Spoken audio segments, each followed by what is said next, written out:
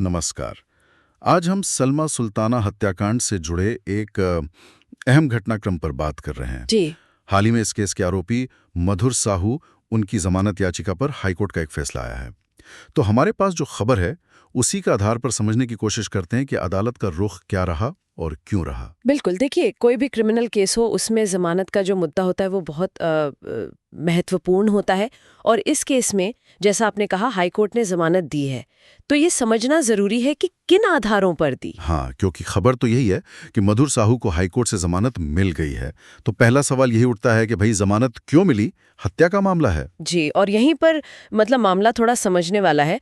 जो हमारे पास जानकारी है उसके मुताबिक हाईकोर्ट का ये मानना था कि अभियोजन पक्ष ने यानी प्रोसिक्यूशन ने इस स्टेज पर जो सबूत सामने रखे हैं वो जमानत न देने के लिए पर्याप्त मजबूत नहीं है। अच्छा, मतलब सबूत काफी नहीं थे। इस स्टेज पर यहाँ ये समझना बहुत जरूरी है, देखिए, कि ये फैसला सिर्फ जमानत के सवाल पर है। हम्म। ये इस बात पर कोई टिप्पणी नहीं है कि केस का अंतिम नतीजा क्या होगा। ओके, तो मतलब अदालत ये नहीं कह रही कि आरोपी बेकसूर है, बिल्कुल नहीं। बल्कि ये कि फिलहाल मतलब इस वक्त उसे हिरासत में रखने के लिए जो सबूत दिखाए गए वो उतने ठोस नहीं हैं। एकदम सही कहा आपने। जमानत की सुनवाई में अदालत मुख्य तौर पर देखती है कि क्या आरोपी भाग सकता है, क्या वो सबूतों से छेड़छाड़ करेगा, गवाहों को डराएगा, धमकाएगा, इस तरह की चीजें। तो लगता है कि हाईकोर्ट को इस वक्त जो सबूत पेश किए गए उनसे ये खतरे साबित होते नहीं दिखे पर्याप्त रूप से।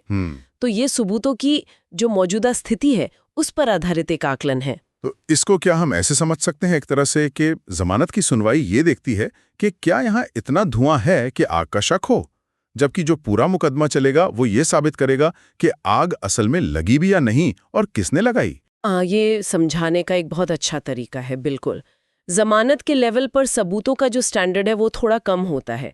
कोर्ट को बस ये देखना है कि प्रथम दृष्टया मामला बनता है या नहीं, और क्या जमानत न देने के ठोस कारण है। लेकिन जब मुकदमा चलता है, ट्रायल होता है, तब तो संदेह से परे, बियॉन्ड रीजनेबल डाउट साबित करना पड़ता है। वो एक बहुत ऊंचा मयार है। सही बात है, लेकिन फिर भी आमतौर पे एक धारणा तो बनी जाती है ना कि अगर जमानत मिल गई हाँ, वो होता है। तो शायद केस में उतना दम नहीं है। लोग ऐसा सोचने लगते हैं। जी, ये एक आम मतलब गलत फहमी कह सकते हैं। जमानत मिलना या ना मिलना वो केस की दिशा तय नहीं करता। आखिर में जांच चलती रहती है, ट्रायल में नए सबूत आ सकते हैं और मजबूत सबूत आ सकते हैं। कई बार जमानत मिलती है, बाद में सजा हो जाती है। कई बार जमानत नहीं मिलती और व्यक्ति बरी हो जाता है। तो जमानत के फैसले को अंतिम निर्णय का संकेत नहीं मानना चाहिए। ये बस प्रक्रिया का एक पड़ाव है। हाँ, ये बात बहुत जरूरी है समझना कि अलग-अलग स्टेज पर सबूतों को परखने का तरीका, उसका वजन वो अलग होता है। बिल्कुल। तो संक्षेप में कहें तो हाईकोर्ट को लगा कि जो सबूत अभी तक सामने रखे गए वो जमानत की अर्जी खारिज करने के लिए काफी नहीं थे। और अगर इसको बड़े परिप्रेक्ष्य में देखें तो ये हमें याद दिलाता है कि हमारी न्याय प्रणाली कैसे काम करती है। जमानत का मकसद सजा देना नहीं है, बल्कि ये सुनिश्चित करना है कि ट्रायल के दौरान आरोपी उपस्थित रहे और कुछ और जोखिमों को रोकना है। और ये सब तब तक जब तक कि दोष साबित ना हो जाए।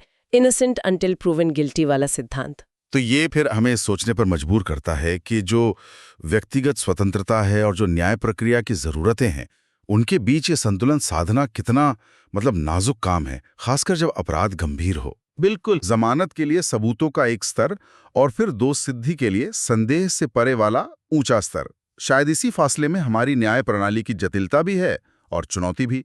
इस पर वाकई सोचने की जरूरत है कि ये सिस्टम कितना प्रभावी है और इसके मायने क्या हैं।